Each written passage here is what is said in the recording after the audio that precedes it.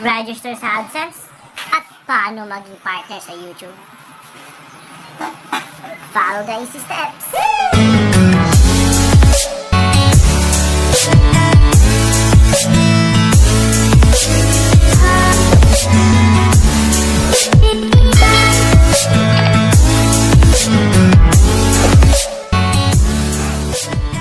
At ayun, punta muna tayo sa Google Chrome at unahin natin si YouTube. So mag-search tayo ng youtube.com sa browser.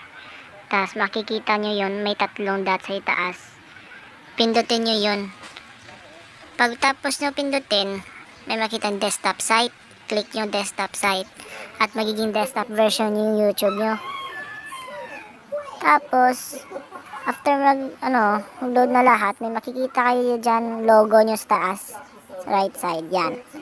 Pindutin nyo rin. At after mag-loading, makikita nyo yung YouTube Studio. So, click nyo rin yan. Pagtapos nyo mag-click, mag-loading, may makikita kayo dyan.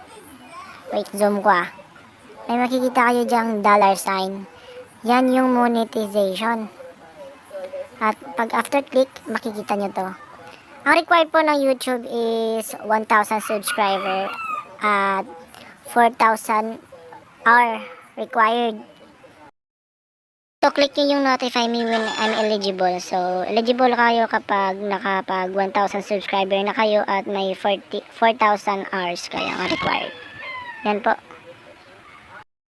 At para naman kay Google AdSense, syempre mag-search tayo Google AdSense sa Chrome. At ibabalik natin yung mobile version. Click the 3 dots and desktop site ulit. Yan, balik na. Click nyo yung Google AdSense earn money from website monetization.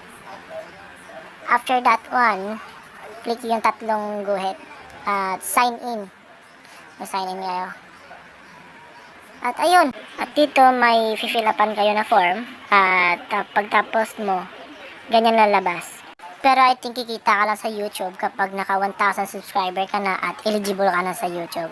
At yun, maging monetize na yung account mo. Ganun. At ayun, need mo lang ng 1,000 subscriber at 4,000 hours na required. So, yun lang. Think positive, bawal negative. Positive!